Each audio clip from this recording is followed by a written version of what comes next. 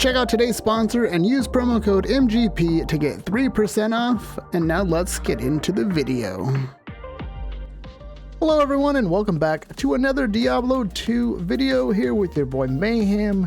And we are getting into it. Today we're going to be talking about farming locations in Hell.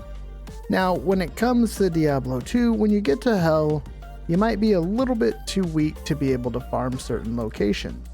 So I would say your best bet, depending on your build of course, is going to be probably the pits, based on the monsters not being super powerful here, but it is at level 85 area, so that anything here can drop from any monster.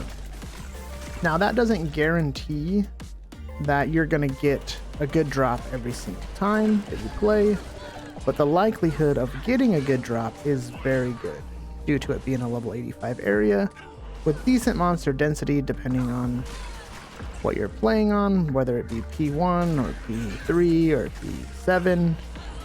You're gonna have some decent monster density, and it's not gonna be super hard to kill most of the monsters here. Like a lot of the monsters here are immune to cold, so you're not gonna want to come here with, you know, something that does a lot of cold damage. But pretty much anything else here is going to smash right through. There's a couple of immune to fires. Like with my paladin here, I do magic damage, so I'm able to just burn right through these guys. So it's mostly immune to cold and immune to fire here. So if you're doing lightning or magic damage or physical damage, I think that you'll be able to come right into this place and smash right through and be able to potentially get some really good drops.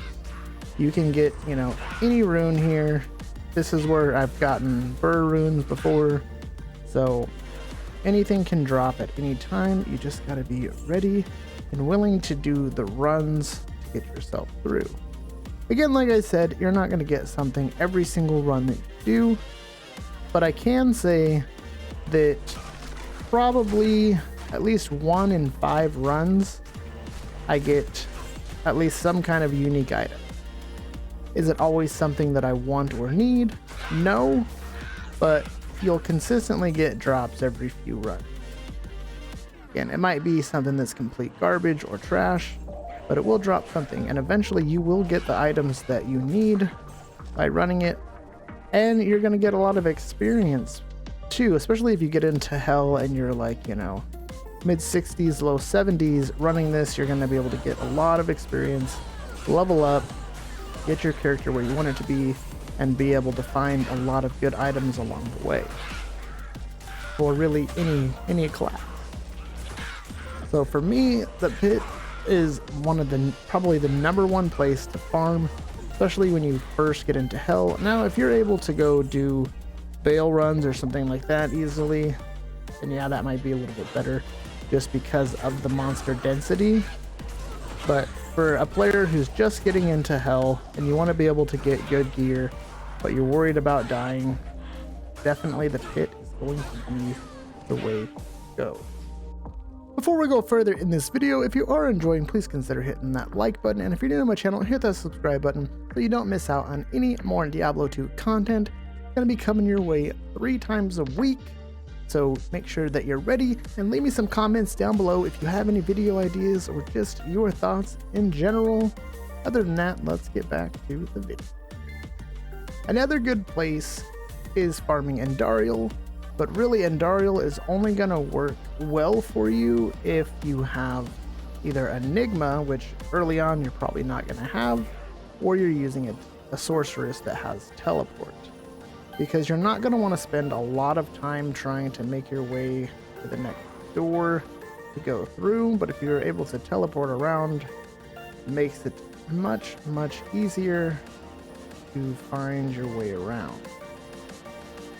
So if you're able to teleport, say you're playing as a sorceress and you're in Hell and it's still a bit hard, but you want to farm some gear, like say maybe you're looking for that Shaco, coming here and seeing Endariel is going to be a really good way potentially getting some good drops. Now Endariel isn't specifically known for rune drops, but she does drop a lot of items. Like we just found this first run Oh, we're holding something else. What can we drop? Oh, throw that on the ground for a minute.